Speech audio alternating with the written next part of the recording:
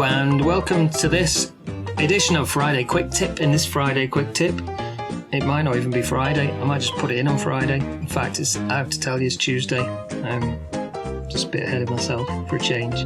Anyway, this is a Friday Quick Tip. And in this quick tip, I'm going to show you how to use a brush to add a little bit of interest in the frame by the way of sun flare.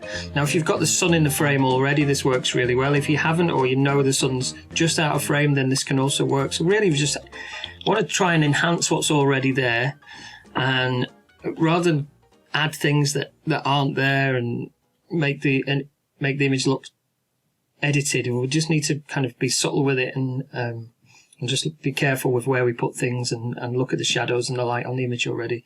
So I'm just going to apply a preset to this this photograph here and work on this one. I'm going to show you how to add the brush. So just very quickly, I'm going to warm that up. I'm looking at the skin tone here only. It's slightly magenta. I need to take some of that away and just make sure it's more warm. So I'm just looking at the skin tone. Don't want to go too green. And that's okay, so maybe a bit more. That's fine. So you can see where the sun is, and purposefully I've used this area because the sun is behind. We've got some trees, and what I'm looking for really, it's a dark background with the light coming through so that the subject is separated, and the hair light, it's called a hair light or a separation light or a rim light, and it separates the subject from the background. So that's what I'm looking for, and it helps the subject to stand out, but so does the way that we edit it. And we can add a brush stroke. I'm just going to straighten that up because it's annoying me a little bit. It needs to be straight. So I'm just looking at this tree here in the middle. Okay,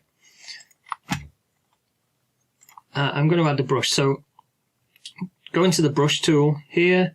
My brush is called Big Sun, and it's just to emulate a big sun flare. Now we can tweak this.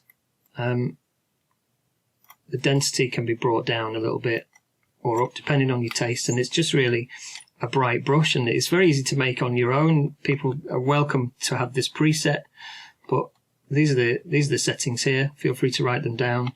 And there's also a color overlay. So just clicking on there, and it's usually this somewhere between the yellow and the orange, down there a little bit, just kind of a subtle orangey overlay. And making sure that the auto mask is off, I'm just going to do one click, and now I'm just looking where the sun is, so we can see the shadows coming from here straight up. So the sun's behind here somewhere. You can see it hitting the trees. We've got a shadow here, so it's up there somewhere. So I'm just going to click once up there, and that's just added a little bit of interest, a little bit of warmth, which is flattering to the image. It's nice and good to see. You know, it's complementary to the hair light as well. And you can leave it at that if you want to. If you wanted to go further, then you can add kind of streaks of light coming in. And I'm just going to use the bracket keys to make this brush smaller. Left bracket to make it smaller. I'm just going to do a kind of a shaft of light coming down, and as you do this, you can do one click at a time, reducing the density as you go, or you can just go for it and bring that light in like that. And of course that looks ridiculous. So what we need to do, and of course it's too warm here, and especially on the skin, which isn't facing the sunshine, so that should be much colder temperature than this light behind. So we can erase that part of the mask, and just hovering over there will show us where the mask is. So we can erase this part if we want to, going into erase, and just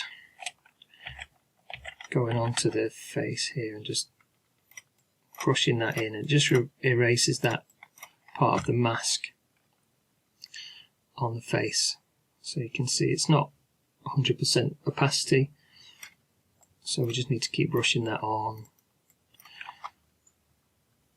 And then of course this is now quite bright, so what we need to do is click off the brush and just globally reducing the exposure of that whole image. So that we've we're bringing down the exposure, not just at this area as well, but this part too, so that it helps to bring the focus into the face and this expression here and this beautiful scenery that we've got. So what it's done is, as well, if you decrease the color temperature, because we've got too much warmth here, then it reduces it for this area and this area as well. So you can fix that if you want, or we can also bring some detail back. So just hitting the Alt key, keeping that pressed, and this reset appears, clicking on there. I just want to bring back a little bit of detail in these areas that we've just darkened down a little bit. Okay, so moving on to the next picture. So we've got a couple of pictures in sequence. This is the second frame in that sequence. Camera settings, 4000th at 1.8, and I had the ISO set down at 100.